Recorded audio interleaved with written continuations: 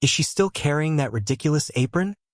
Her sister asked with a smile that made 300 guests laugh. The silver tray slipped in the chubby waitress's hands.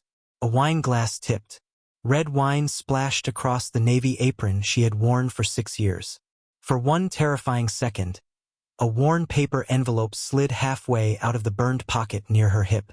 She dropped to one knee so fast the tray crashed against the marble floor.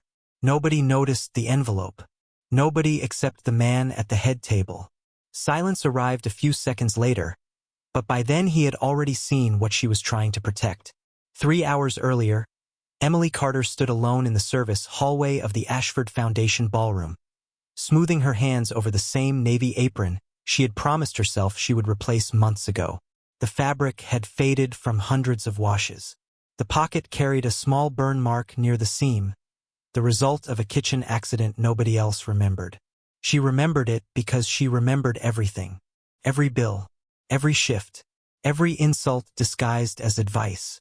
Every family dinner where her older sister, Victoria, somehow found a way to turn Emily into the punchline.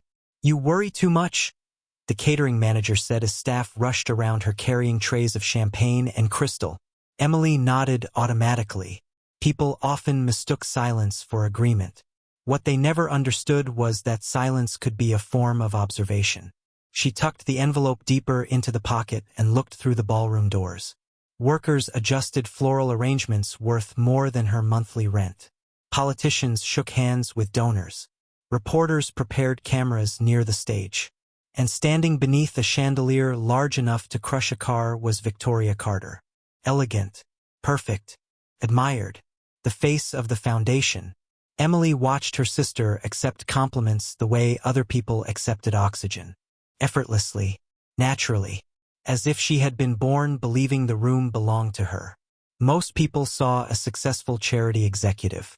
Emily saw something else. She saw the tiny hesitation whenever certain financial reports were mentioned. She saw which donors Victoria avoided. She saw the nervous glance toward the accounting office 2 months ago. Details. Small details. The kind everyone else missed. Emily. Her sister's voice floated across the room before the event even began. Victoria approached wearing a white designer gown that probably cost more than Emily earned in 3 months. Her smile looked warm from a distance. Up close, it felt like a knife wrapped in silk. "Thank you for helping tonight. Family should support family." Emily knew what that meant. Victoria always became kinder right before she became cruel. "Of course," Emily replied. Victoria's eyes dropped briefly toward her apron, toward the pocket, toward the hidden envelope. The glance lasted less than a second. Then it was gone.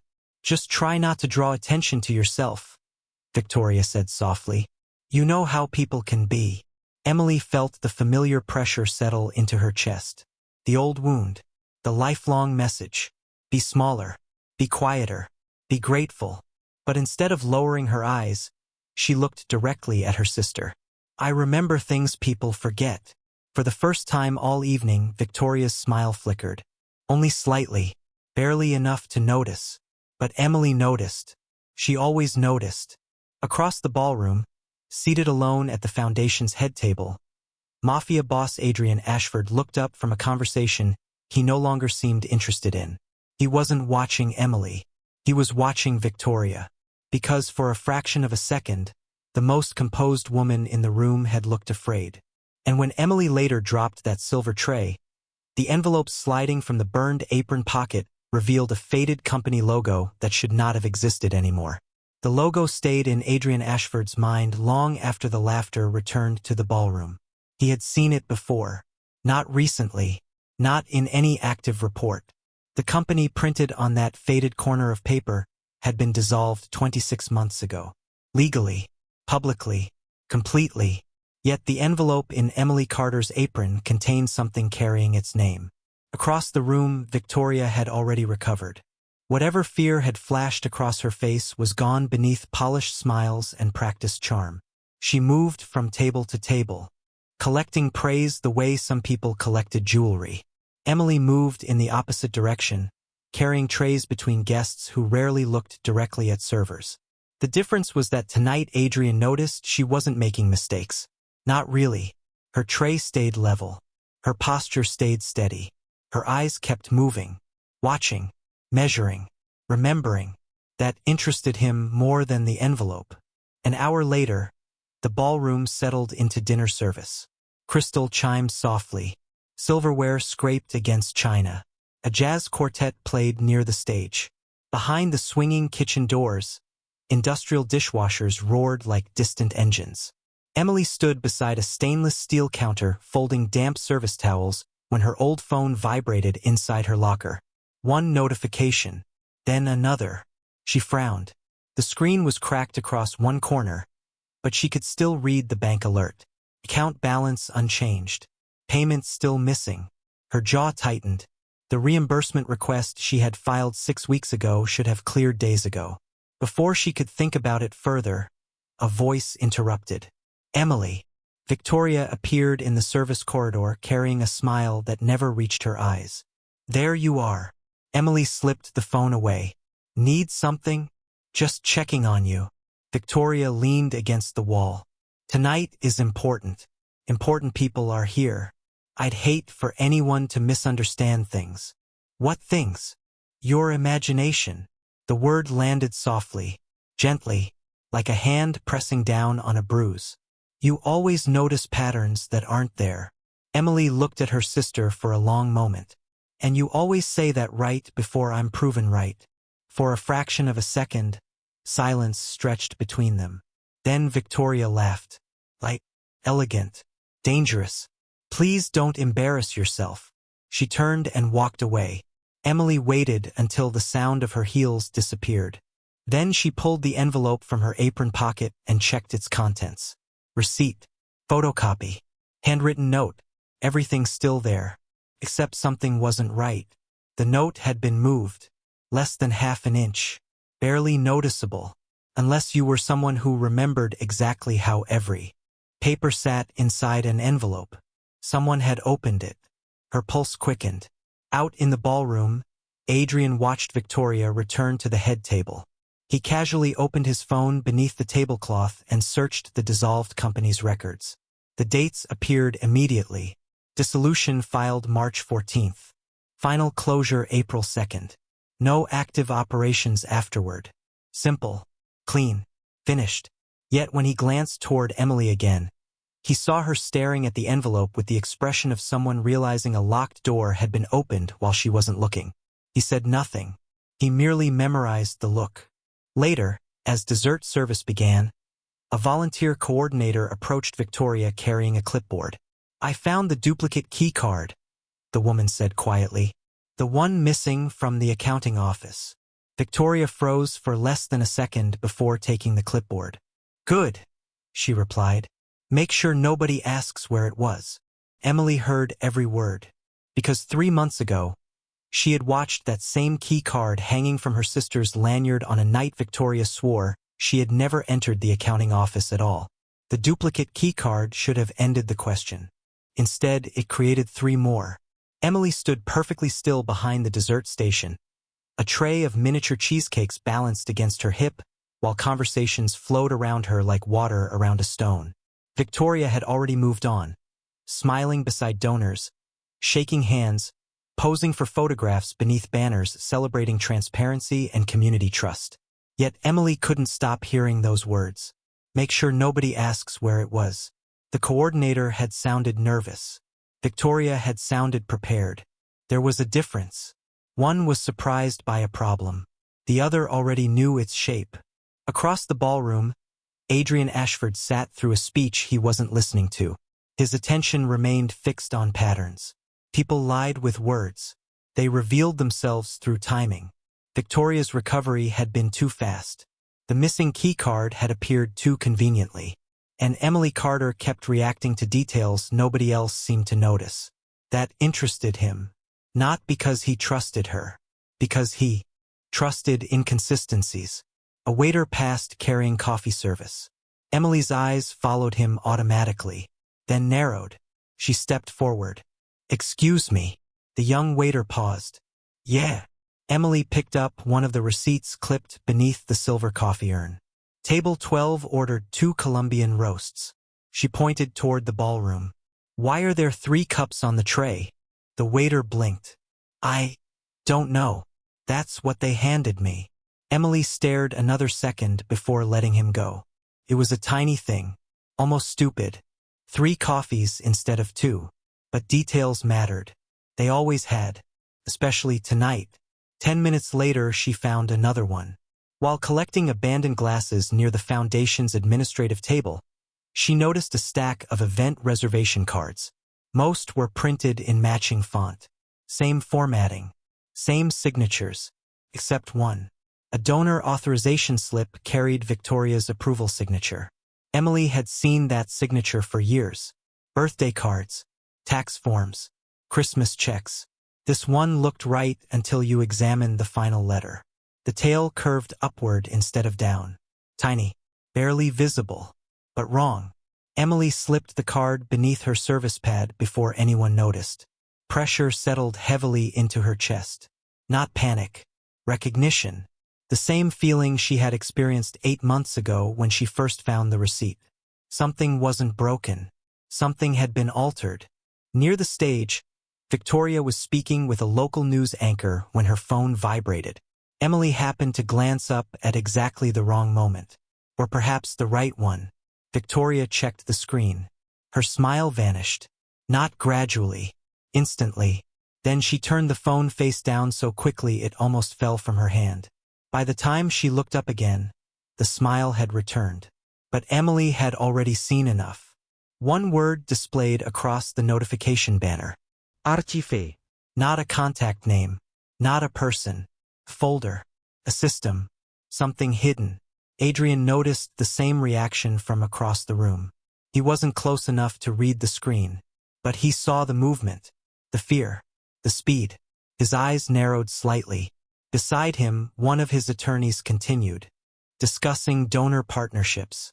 Adrian interrupted with a single quiet question. When was the accounting office renovated? The attorney looked confused. About 2 years ago. Adrian nodded once. Nothing more. But his memory had already connected another detail. The dissolved company on Emily's receipt had ceased operations 26 months ago. The accounting office had received new access controls 24 months ago. 2 unrelated dates. Maybe, or maybe not. The ballroom erupted into applause as another award recipient took the stage. Emily remained near the service entrance, pretending to polish silverware while her mind arranged facts like pieces on a chessboard. Duplicate key card. Wrong signature. 3 coffees ordered for 2 people. Hidden notification. None of it proved anything. Not yet. Then the volunteer coordinator rushed past carrying a file box that wasn't fully closed. One folder slipped sideways for a second before she shoved it back in. Emily caught only a glimpse. A white label. A date. March 17th. The exact same date printed on the receipt hidden inside her burned apron pocket. March 17th. Emily repeated the date silently as the file box disappeared through a side door reserved for Foundation executives. March 17th. The receipt in her apron pocket carried the same date. The dissolved company carried the same date.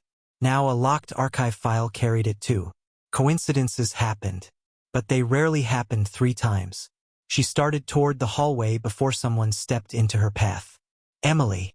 The voice belonged to Harold Benton, a senior board member whose photograph appeared on every annual report. He smiled politely. Wealthy people often did. Their smiles were expensive. Victoria is looking for you. Emily stopped. I'm in the middle of service. Not anymore. He glanced at the tray in her hands. Someone else can handle that. The statement sounded harmless, helpful even, yet she understood exactly what it meant. Move along. Stop looking. Stop noticing. Across the ballroom, Victoria stood near the private donor lounge. The room beyond the glass doors glowed with amber lighting, rare whiskey, and conversations worth millions of dollars. Emily wasn't supposed to be inside. People like her carried trays into those rooms. They didn't enter them as participants. When she approached, Victoria greeted her with the same smile she used in photographs. There you are. You wanted me? Actually, the board wanted clarification. Victoria gestured toward 3 executives seated around a polished walnut table. Attorneys, accountants, donors, people whose watches cost more than Emily's car. Clarification about what? One attorney adjusted his glasses. A concern was raised regarding your access to administrative areas. Emily felt the room tighten around her. My access. We're simply documenting routine questions. Victoria's tone remained warm. Nobody is accusing you of anything, which was exactly what people said right before they accused you of something. A printed form sat on the table. Beside it rested a pen. Just sign this statement, the attorney said. It confirms you never entered the accounting office and never handled confidential records. Emily looked at the page, then looked again. Her stomach dropped. This isn't a statement. Excuse me? It's a waiver. Silence. Tiny. Sharp. She touched one paragraph with her finger. This says I surrender the right to dispute internal findings. The attorney's smile faded. Victoria answered before he could. Emily, legal language can be confusing. There it was. The familiar blade hidden inside silk. Not you're wrong. You're confused. The same strategy used her entire life. Too emotional. Too sensitive. Too overweight. Too insecure. Too mistaken. Emily placed the paper back on the table. I'm not signing it. A donor across the room glanced over. Then another. The temperature seemed to drop 2 degrees. Victoria lowered her voice. Please don't make this difficult. Then don't ask me to lie. Nobody raised their voice. Nobody insulted her. Yet somehow she felt smaller than if they had.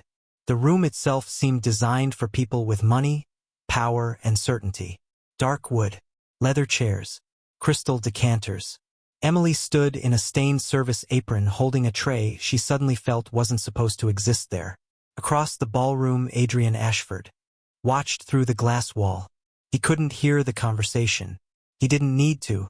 He saw Victoria answer questions directed at Emily. He saw the attorney slide the paper forward. He saw Emily refuse. Most importantly, he saw something else. When Emily pushed the document back, Victoria's hand moved instantly toward the bottom corner, covering a section of text before anyone else could read it. A reflex. Fast. Unplanned. Honest. Adrian filed it away. Inside the lounge, Victoria finally smiled again. Of course. Nobody is forcing you. The pressure vanished so quickly it felt rehearsed. The attorney collected the form. The board members relaxed. The conversation moved on. On the surface, the situation had been handled perfectly. Emily turned to leave. Then her eyes landed on the discarded draft beneath the attorney's folder. Just 1 second. Just one glimpse. Long enough to notice the reference number printed at the top. Case File 317A. The same number handwritten on the corner of the March 17th archive folder that wasn't supposed to exist. Case File 317A stayed in Emily's head long after she returned to the ballroom. She moved through the crowd carrying empty champagne flutes, smiling when required, disappearing when expected. That had always been her role. Invisible people learned things visible people never noticed. Near midnight, the gala began thinning out. Donors drifted toward waiting town cars. Reporters packed equipment. The jazz quartet played softer now, the music settling into the corners of the room like dust. Emily stood near the service station rolling silverware into linen napkins when her fingers brushed the envelope inside her apron. The familiar weight steadied her. She hesitated, then made a decision. Across the room, Adrian Ashford was preparing to leave when she approached his table. Not dramatically, not publicly. She simply placed a fresh cup of coffee beside him and quietly set something else next to the saucer. An old phone. The screen was cracked from corner to corner. The case was faded. The charging port was held together with clear tape. "What's this?" Adrian asked. Emily looked at the phone, not him. "The reason I kept the receipt."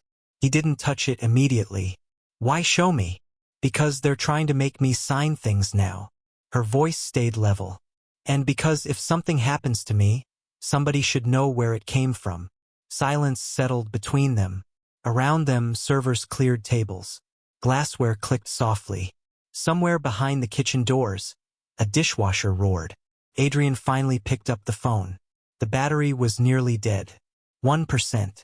The lock screen showed a photo of a hospital waiting room. 2 plastic chairs. A coffee cup. A woman asleep beneath a thin blanket. Your mother.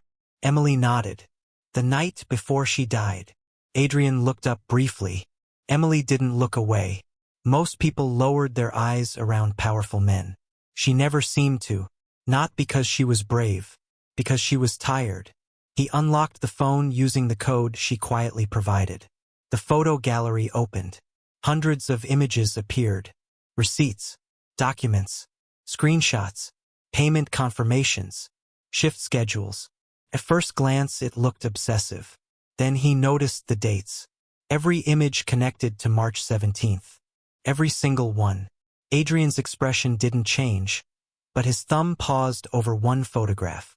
It showed the receipt from the dissolved company. Nothing unusual there. Then he noticed the timestamp. 11:42 p.m. March 17th. He opened the next image. A security checkpoint photo. Same night. 11:46 p.m. For minutes later, a woman entering the accounting wing.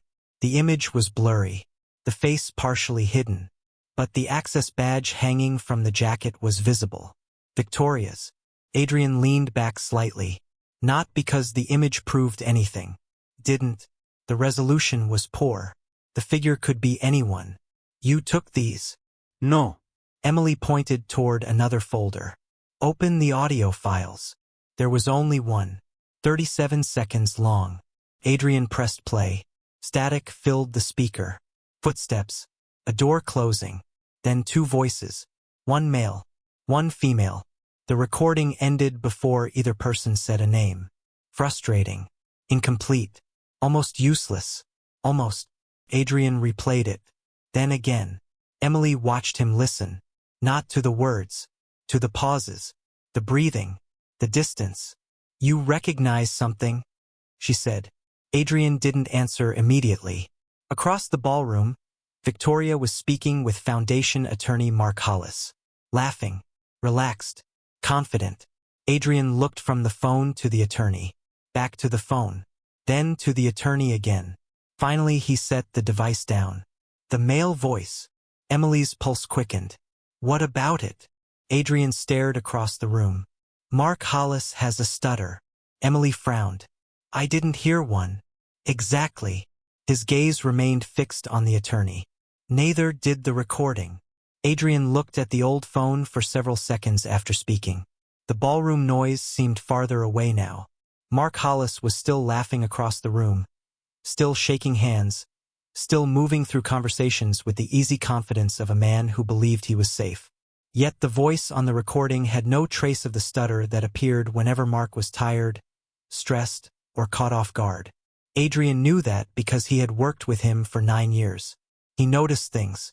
That was why people feared him. Not because he shouted. Because he remembered. Keep the phone, Emily said quietly. Adrian looked up. Why? Because if it stays with me, it might disappear. There was no self-pity in her voice. No request for rescue. Just a fact. Another detail added to the growing pile. Adrian nodded once. Nothing more. Later that night rain tapped softly against the windows of his penthouse office overlooking Manhattan. The city below glittered in gold and white. Expensive. Beautiful. Indifferent. A half-finished glass of bourbon sat untouched beside him. Across the desk, his private attorney reviewed scanned files from the Foundation archives. The only sounds were the rain, the hum of the HVAC system, and pages turning. You think she's telling the truth? The attorney finally asked. Adrian stared at the receipt image on his screen. I think someone wants her to stop talking. That's not the same thing. No, Adrian leaned back. It's worse. The attorney fell silent. Adrian opened another file. Employee access logs. March 17th. Accounting wing. The records showed nothing unusual. Every entry matched official reports. Perfectly. Too perfectly. His eyes narrowed. Real records were messy. Human beings forgot badges. Arrived late. Left early. Perfect systems usually meant edited systems. He picked up the phone. Get me the original server backups. Those were archived. Then unarchive them. The call ended. 20 minutes later, another file arrived. Raw security exports. Untouched. Unformatted. Hundreds of pages. Adrian turned slowly through them. Then stopped. 7 minutes missing. Not a camera malfunction. Not corruption. An intentional gap. 7 minutes removed from every hallway feed connected to the accounting offices. 7 minutes on March 17th. The rain continued tapping against the glass. Adrian did not move for nearly a minute. Across town, Emily sat alone in her apartment kitchen. The refrigerator light illuminated stacks of unpaid medical bills spread across the table. Her mother's photograph stood beside a chipped coffee mug. The television played softly in the living room, muted and forgotten. She wasn't thinking about money. She never had been. Money had been the weapon, not the wound. She picked up one hospital invoice and traced her mother's name with her thumb. I don't care about the reimbursement, she whispered to the empty room. I just want them to stop lying. Her phone vibrated. Unknown number. One text message. No greeting. No signature. Just 6 words. Stop digging. You were warned once. Emily stared at the screen, then took a screenshot and saved it beside the others. Meanwhile, Adrian opened one final document from the archived backups. A payment authorization record connected to case file 317A. He expected another shell company, another hidden transfer. Instead, he found something colder. The approval chain contained 3 names. Victoria Carter, Mark Hollis, and a third name that made him sit completely still, because it belonged to the person he had trusted most to oversee every audit, every compliance review, every financial safeguard inside the foundation. Adrian read the name twice, then a third time. Outside, thunder rolled over the city. For the first time that night, he realized he might not have misjudged Emily Carter. He might have spent years misjudging someone else. Adrian did not call another meeting. Powerful men who understood leverage rarely announced their moves. Instead, 3 days later, he scheduled a routine foundation review in the executive conference room overlooking the Hudson. Floor-to-ceiling glass, polished stone, a table long enough to make people feel smaller before a single word was spoken. Victoria arrived 10 minutes early. Mark Hollis arrived 5 minutes after that. The compliance director whose name had appeared on the approval chain arrived last. Everyone looked comfortable. That interested Adrian. Across the hall, Emily adjusted the worn edge of her navy apron and checked the catering schedule one more time. Not because she was nervous, because she remembered things. The coffee service was assigned to Conference Room B. Yet someone had manually changed it to Conference Room A at 8:17 that morning. Blue ink over black ink. Same handwriting. Different pressure. She took a photo before entering. Inside, a sealed manila envelope rested at the center of the conference table. Nobody touched it. A glass of water sat beside each chair. One remained untouched. The room carried the strange silence that exists when everyone knows something is coming but nobody knows what. Adrian entered last. He took his seat. No greeting. No speech. Just a glance toward the envelope. Before we begin, he said quietly, I have a question. Mark smiled. Of course. Adrian folded his hands. Who found the duplicate key card? The question sounded harmless. Victoria answered immediately. Facilities recovered it from storage. Adrian looked at her. Really? Yes. Interesting. Silence. Small. Sharp. Emily entered carrying coffee. Nobody looked at her except Adrian. That was part of the test. She placed cups carefully around the table, then paused. One chair. One place setting. One coffee order. Except the cup in front of Mark already contained fresh coffee. Not from catering. From somewhere else. Emily recognized the logo on the cardboard sleeve. A cafe 2 blocks away. She also recognized the timestamp printed on the side sticker. 7:11 a.m. The same time the schedule had been altered. She said nothing. She simply set the second cup down and stepped back. Adrian noticed. Emily knew he did. The meeting continued. Numbers, reports, projections. Then Adrian slid the envelope across the table. Open it. Nobody moved. Finally, the compliance director did.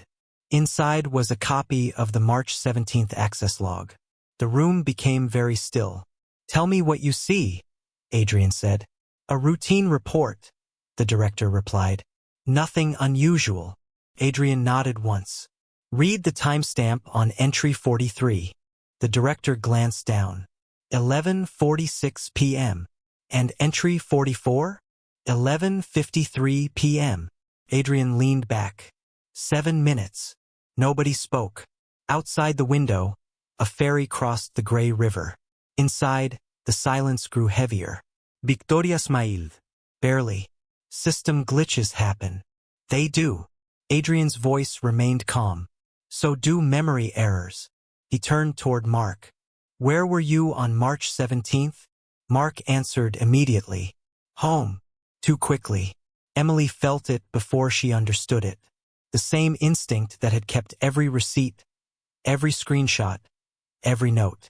Adrian simply nodded. Home. Mark relaxed. Then Adrian picked up the untouched coffee sleeve from the second cup. Interesting, because the cafe printed your loyalty number on this order. Nobody moved. Not Mark.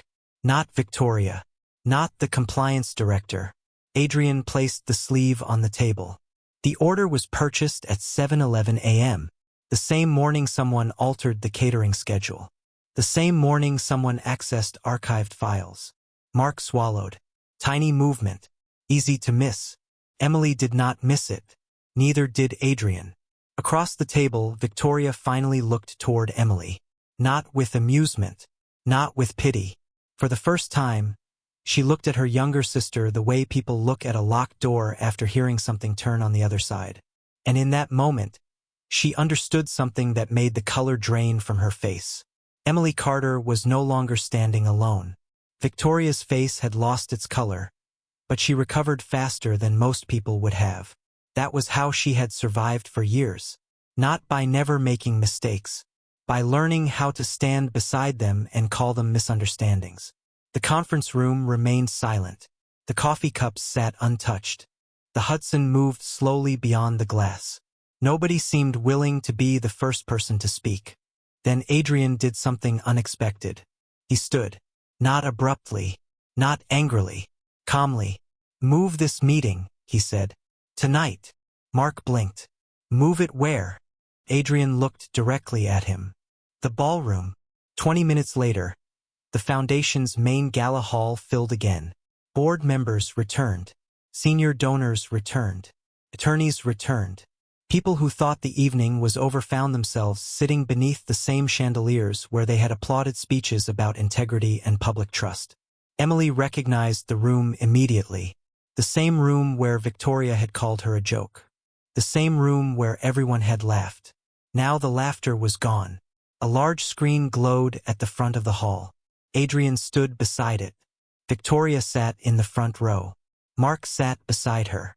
Neither looked comfortable anymore. Emily remained near the aisle, still wearing the navy apron, still carrying the burn mark on the pocket, still holding the envelope. Adrian nodded once toward the projection technician. The screen came alive. Security footage appeared. Grainy, black and white, time-stamped March 17th. The accounting hallway. A door. A badge scanner. People leaned forward. Victoria folded her hands. This proves nothing, she said. Not yet, Adrian replied. The footage advanced. Then stopped. 11:46 p.m. The image froze. 7 missing minutes followed. The screen jumped directly to 11:53 p.m. Murmurs spread across the room. Adrian raised a hand. Silence returned. Then Emily stepped forward. It was her move now, not his. She removed the old phone from the envelope and connected it to the projection system. The room watched as folders appeared on the screen. Receipts, photos, screenshots. records collected one piece at a time by a waitress everyone had ignored. "Play the backup file," Adrian said quietly. Emily nodded. A hidden phone backup opened. Another video appeared. Not from the building system, from a personal device. The hallway, the same night, the same door, the same timestamp. Because while the official cameras lost 7 minutes, a maintenance worker's forgotten phone had continued recording from a charging station down the corridor. The footage was imperfect, shaky, partial, but clear enough. Victoria entered the accounting office. Mark followed. The compliance director followed seconds later. Nobody spoke. The room had become too still for that. Emily pressed another file. Bank transfer records filled the screen. Then approval documents. Then a scanned hospital invoice. Her mother's name appeared. Iris Carter. The room seemed to exhale all at once. Emily's voice remained steady. The charity approved emergency assistance. Another document appeared. Then redirected the money. Another click. 3 days before she died. Victoria lowered her eyes. Mark stared at the floor. Nobody interrupted. Nobody could. Adrian felt something cold settle in his chest. Not because of the money, because his signature sat at the bottom of the original foundation charter. His name had opened doors for these people. His reputation had protected them. He looked at Iris Carter's hospital invoice and realized the woman had died beneath the banner of a charity carrying his name, while people he trusted redirected the help meant for her. Emily didn't cry. She simply placed the faded receipt on the table in front of everyone. The same receipt they had tried to dismiss. The same receipt they had tried to take away. The same receipt that had survived because one waitress refused to throw it away. Adrian stared at it for a long moment. Then he removed his glasses, set them beside the receipt, and looked toward the foundation's chief attorney. "Call my attorney." For a long moment after Adrian spoke, nobody moved. The receipt remained on the table beside his glasses. The old phone rested next to it. 3 objects: paper, plastic, glass, small things, the kind people overlooked every day. Yet together they had done what money, titles, and influence could not. They had forced the truth into the open. The consequences arrived quietly at first.